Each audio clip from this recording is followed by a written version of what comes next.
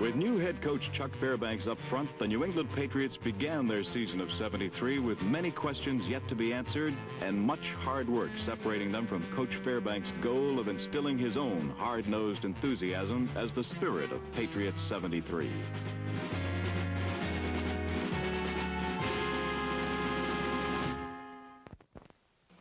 I'm Dick Butkus. You know who I am and what I do.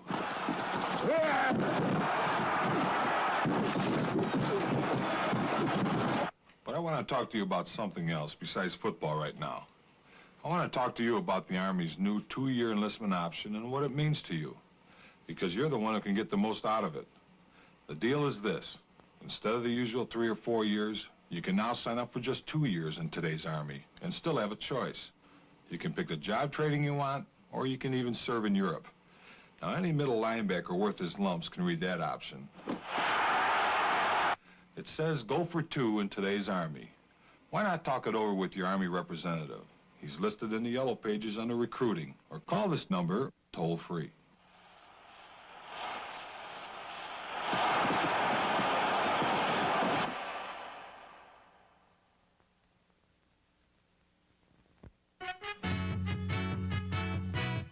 Attending first to the offense, Chuck Fairbanks added explosive new players, like receiver Darryl Stingley and running back Mac Heron, number 42.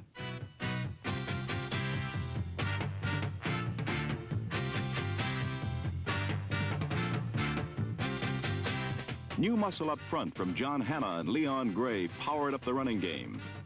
And number 39, Sam Bam Cunningham, added goal line punch to a clearly improved Patriot offense. Yet opposed by the best and brightest of the NFL's well-polished machines, the Patriots' defense was resolute but vulnerable.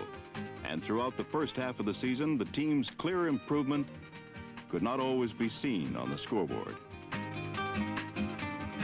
Still, in the third week, with number 31 Josh Ashton and John Tarver leading the way, the Patriots threatened to upset the world champion Miami Dolphins.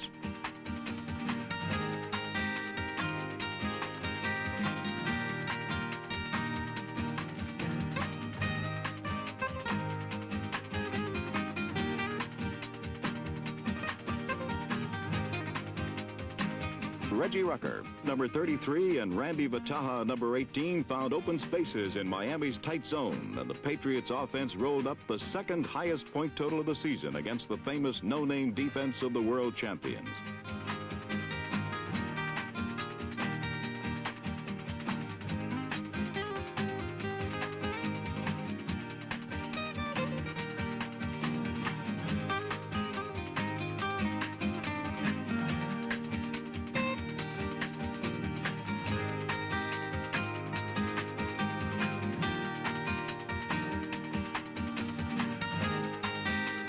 In the end, the Patriots betrayed themselves with mistakes.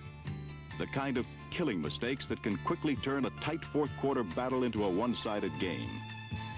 But despite the 44-23 score, the Dolphins knew they had been pushed until late in the game by a young and improving team from New England.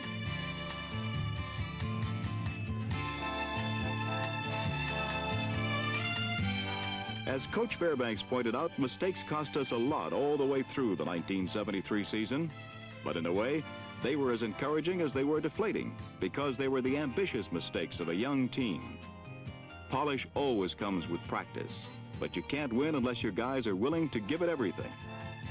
We tried too hard, and we suffered some frustrating moments in Patriots '73, but that frustration is going to make us a better team.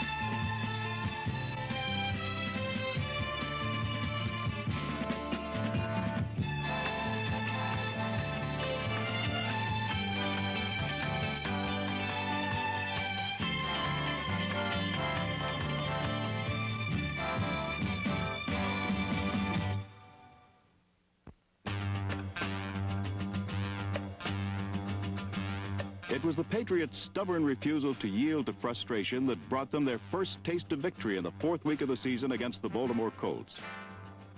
And because Randy Vataha never quit hustling on this play, he made himself the right man in the right place.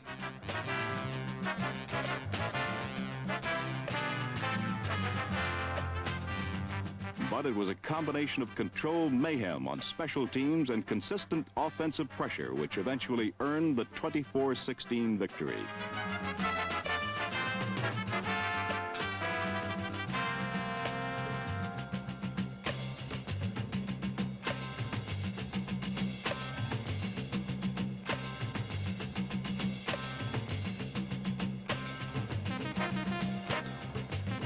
Big John Tarver had applied the crunch to the Colts, and 2 weeks later, it was Sam Bam Cunningham who led the Patriots over the surly Chicago Bears.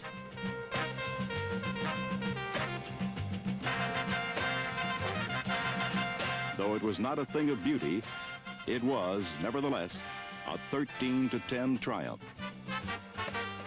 By mid-season, it was clear that the Patriots were coming, and though their record showed only 2 wins against 5 defeats, it could easily have been 5-2. This frustration, as Chuck Fairbanks had predicted, was working to make them a better team. Oddly, it was a loss in Philadelphia which illustrated how far the Patriots had come. This interception by number 27 Ron Bolton ignited the Patriots and turned the game into one of the year's most exciting. Like the Patriots, spurred by a new head coach and a strong quarterback, the Eagles had climbed off rock bottom after 1972. But Jim Plunkett gave the more experienced Roman Gabriel tit for tat, using his talented rookie receiver Darrell Stingley, number 84, just as cleverly as Gabriel used his own blue-chip rookie Charles Young, number 86.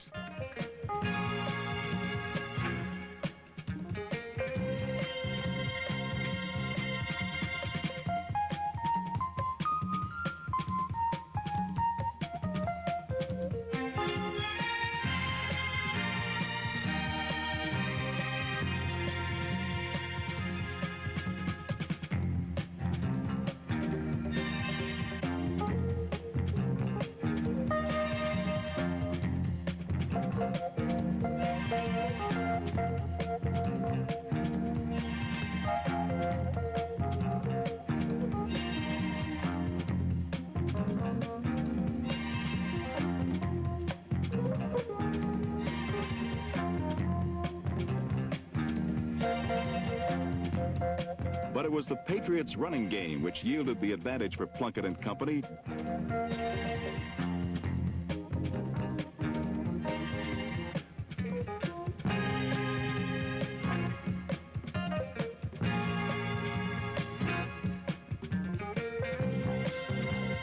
Down to the waning minutes, the Patriots held the upper hand.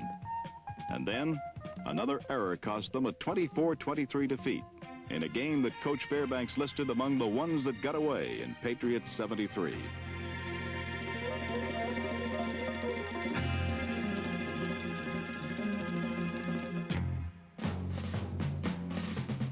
Two weeks later, trailing 24-9 early in the third period, Jim Plunkett engineered the Patriots' finest hour in 1973.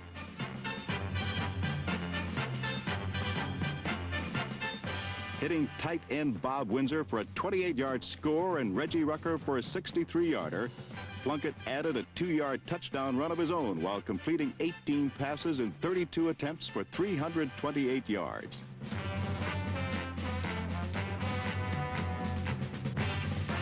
As the Patriots took the measure of the NFC's defending Central Division champs, the Green Bay Packers, 33-24.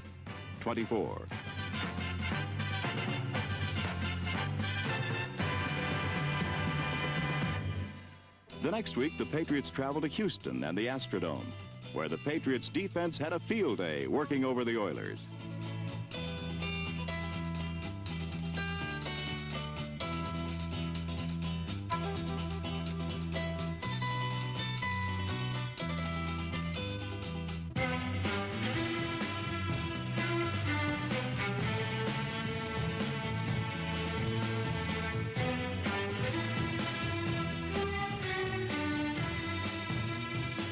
As always, when the Patriots played well, quarterback Ron Bolton had a hand in the action.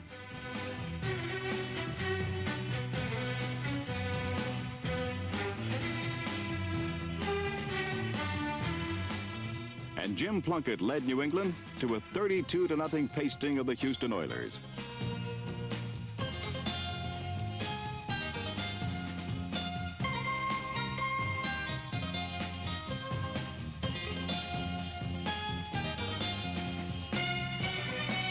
The Patriots' third victory in 3 consecutive weeks came at the expense of the San Diego Chargers. After it appeared they had fallen prey again to the big mistake early as San Diego took a commanding 14-0 advantage.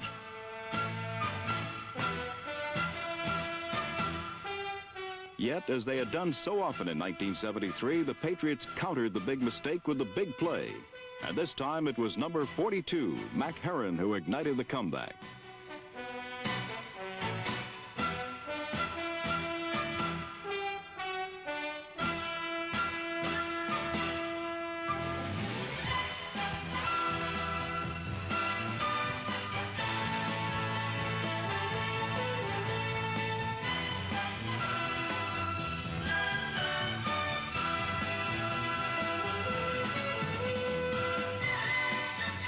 Ron Bolton was again conspicuous in victory as the Patriots' defense clubbed the Charger attack.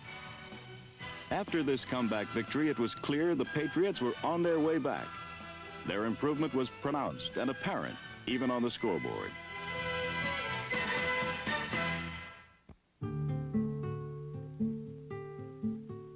Aggressiveness on special teams is the measure of a team's appetite for victory. And while the young Patriots were hurt by over-aggressive mistakes in other phases of the game, on special squads, the Patriots' wide-open, abandoned style of play often turned the tables in their favor.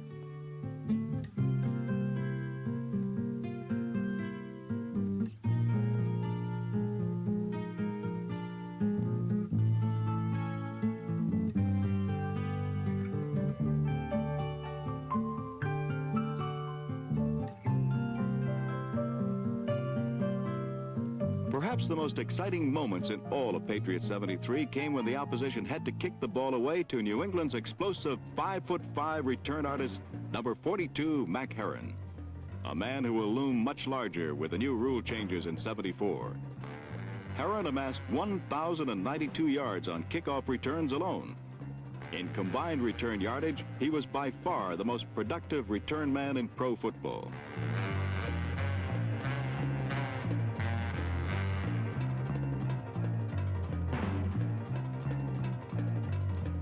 For Patriot fans, he was their darling. Chuck Fairbanks liked to say Herron isn't little, he's just short. No matter how you described him, he was dynamite.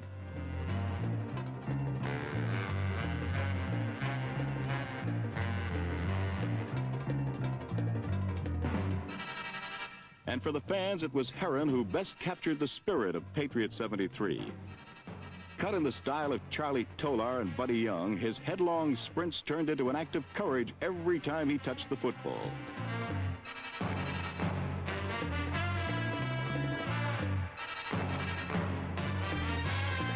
Herron's willingness to pay the price at the end of his darting journeys inspired his teammates, and they in turn expressed Herron's heroics to a man as a team of toughs.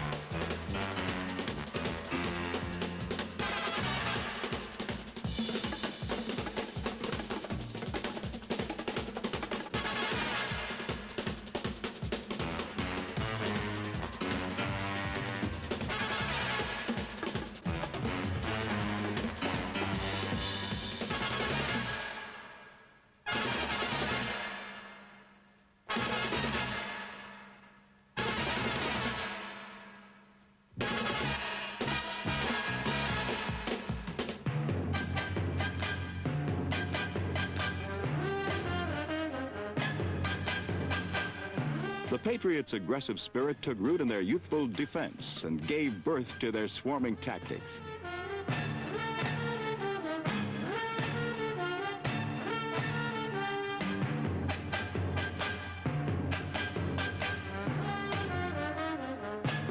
Following Chuck Fairbanks from Oklahoma, number 71, Ray Hamilton held down a defensive end spot and showed that he has a solid future in the pros.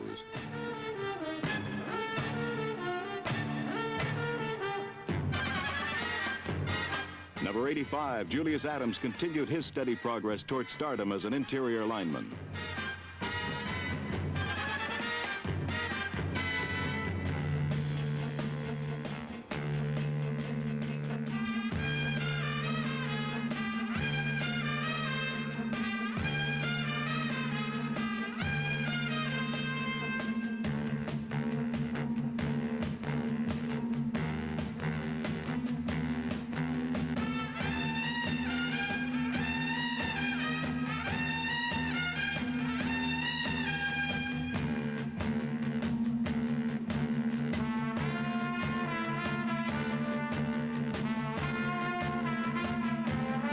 Number 63, Rick Cash, added experience to the defensive line in tandem with number 76, veteran Dave Rowe.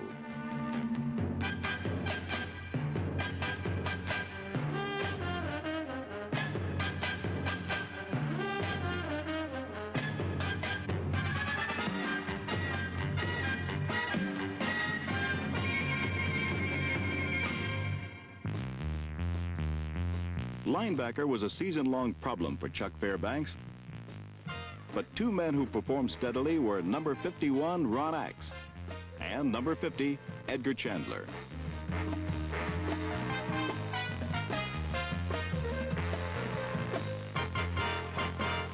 The resolute but sometimes vulnerable Patriots defense did have its stars, and among those was second-year quarterback Ron Bolton.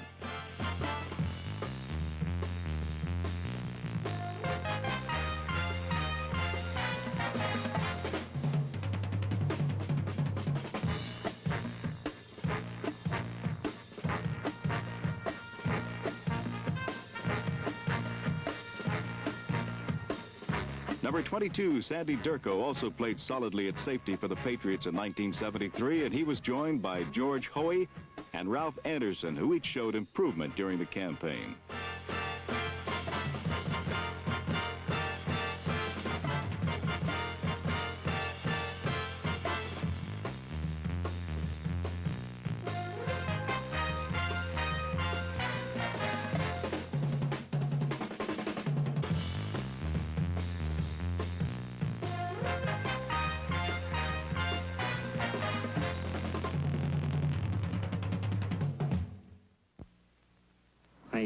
I want you to be the first to know. I joined the Army, so I guess it means goodbye. Chris, I want you to be the first to know. I joined the Army, so I guess this means goodbye. Oh, wow. Oh. Susie, I want you to be the first to know. I joined the Army, so I guess it's goodbye. Goodbye?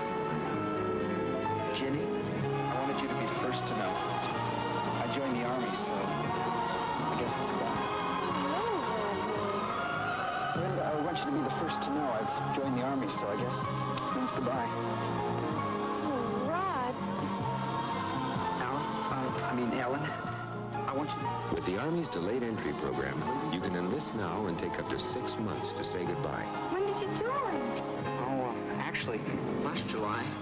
For more information on enlistment options in today's Army, call this number, toll-free.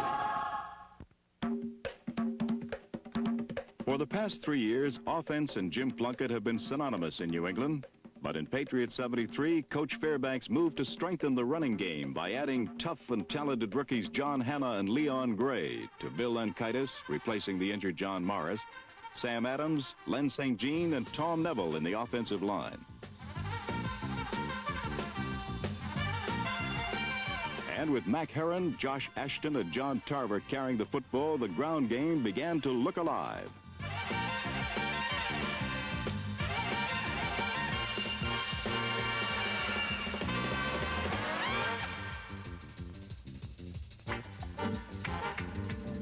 Along with John Hanna, the most impressive addition to the offense was Sam Cunningham, number 39. Cunningham gave the Patriots needed punch at the goal line and in short yardage situations, and his performances augur well for a potent running attack in 1974.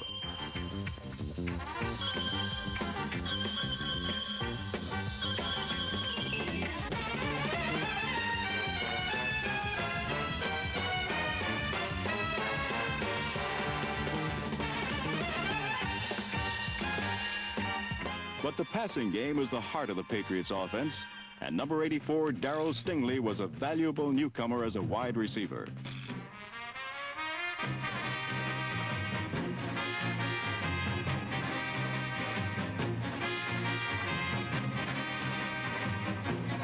Plunkett's passing talents are as wide and as varied as there are receivers on the field, and Jim's backs must be adept receivers as well as tough runners and skillful blockers.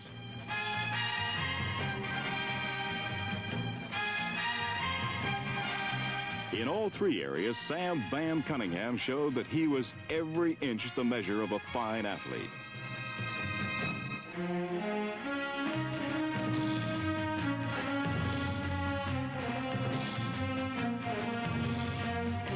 One of Plunkett's greatest assets is his ability to stand tough against the rush, make time for himself, take a second look, reload, and hit experienced improvisers like tight end Bob Windsor, number 86.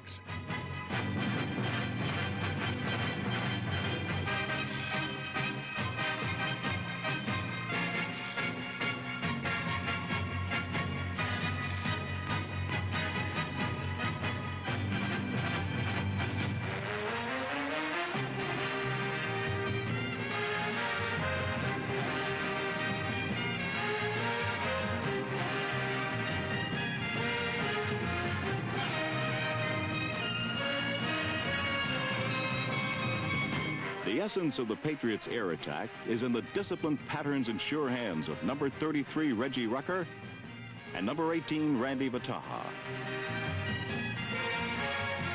The most telling weapon of any team is not a single player or an overall strategy. It is an exacting attention to detail.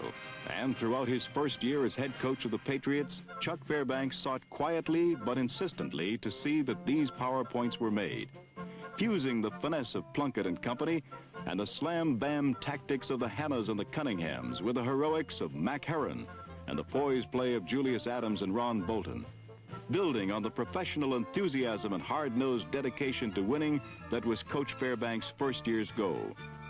To face adversity and frustration and to overcome it. That was the spirit of Patriots 73. That was the spirit that unlocked the immense potential of Jim Plunkett and allowed him to regain the form that won him honor and respect as a rookie. And that was the spirit of the whole team.